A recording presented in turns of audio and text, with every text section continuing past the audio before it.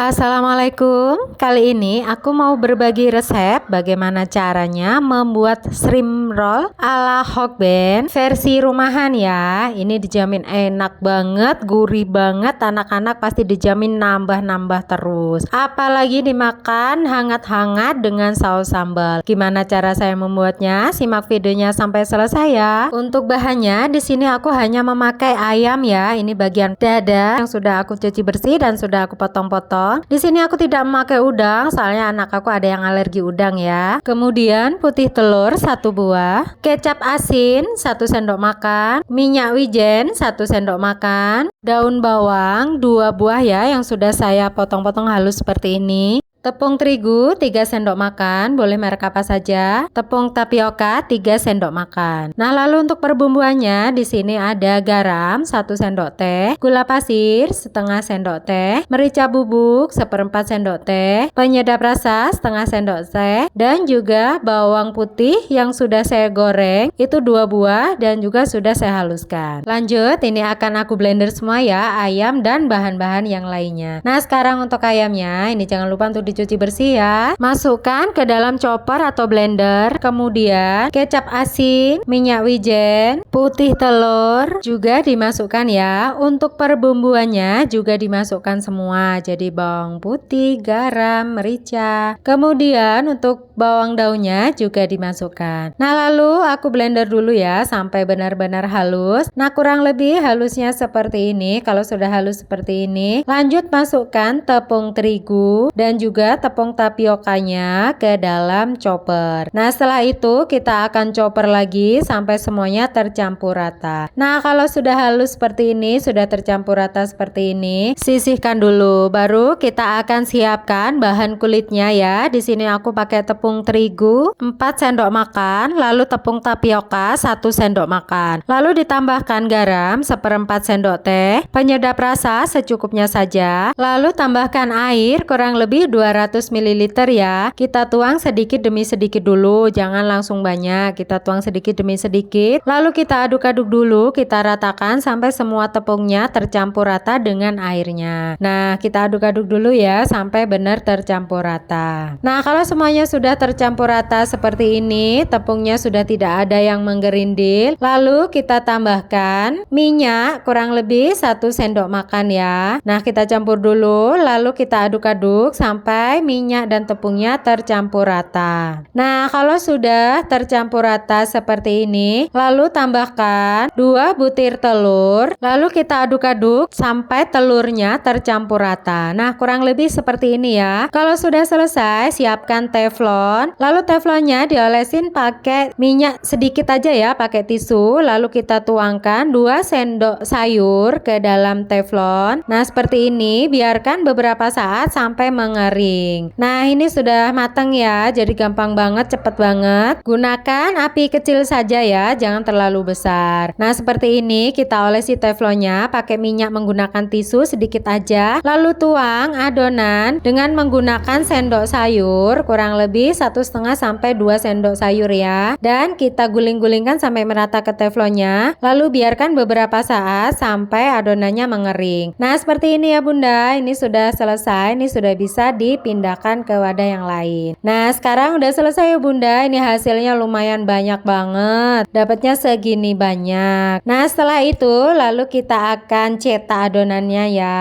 Siapkan beberapa daun pisang untuk menggulung ya. Nah, ini ambil 1 buah adonan. Lalu kita ambil adonan ayamnya tadi yang sudah di blender. Kita tuangkan ke dalam kulitnya ya. Kita ratakan menggunakan sendok bisa, menggunakan spatula bisa. Kita ratakan sampai benar-benar merata. Nah, untuk ketebalannya sesuai selera ya Bunda. Ini aku tidak terlalu tebal, jadi aku tipis-tipis saja. Nah, kemudian diratakan. Kalau sudah merata, lalu kita gulung ya Bunda. Gulungnya seperti di video. Samping kanan dan kiri kita lipat dulu dulu ya. Nah setelah itu digulung-gulung seperti ini. Nah seperti ini jadinya bunda. Ini setelah itu kita gulung pakai daun ya bunda. Jadi nanti pada saat mengukus kita lapisi dengan daun pisang seperti ini. Lakukan semua sampai adonan habis ya. Nah ini tadi aku sisa 1 buah kulit saja ya untuk adonan ini. Nah ini sudah selesai bunda, hasilnya lumayan banyak banget. Kemudian kita akan kukus, siapkan kukusan. Nah ini kukusannya sudah panas ya bunda, jadi airnya tuh sudah mendidih. Lalu kita masukkan semua adonan ke dalam kukusan. Lalu kita kukus kurang lebih selama 30 menit ya bunda. Nah ini sudah 30 menit, ini sudah mateng ya bunda. Ini bisa kita angkat lalu tiriskan dulu sampai shrimp rollnya ini dingin ya bunda atau hangat sebelum dipotong-potong. Nah setelah itu kita siapkan dulu bahan pencelupnya ya. Di sini aku memakai 4 sendok tepung terigu, lalu kasih sedikit garam, sejumput garam, lalu kasih air secukupnya saja ya, sesuaikan kekentalannya. Nah kurang lebih seperti ini udah cukup ya kekentalannya. Lanjut sekarang kita potong-potong dulu shrimp rollnya. Kita ambil satu dulu ya, kita potong-potong serong-serong seperti ini ya bunda. Nah kita potong-potong dulu, ini udah dingin ya. Satu gulung aku jadikan 4 bagian ya. Nah seperti ini ya bunda isi dalamnya. Jadi ini tidak besar-besar banget ya, soalnya isinya aku juga tidak terlalu tebal. Potong dulu semuanya. Nah ini ada yang aku kasih sosis dalamnya ya bunda, jadi aku lapisi sosis. Jadi ini lebih cantik banget ini bunda. Lanjut setelah semua selesai dipotong-potong, kita akan lapisi dengan menggunakan tepung panir ya. Di sini aku tepung panirnya menggunakan 1/4 kilogram. Nah setelah itu kita ambil 1 shrimp rollnya, lalu masukkan ke dalam bahan pencelup, lalu masukkan ke dalam tepung panirnya. Nah setelah itu kita tekan-tekan supaya tepung panirnya itu menempel ya, supaya menempel sempurna. Nah seperti ini hasilnya. Lakukan sampai semua adonan habis.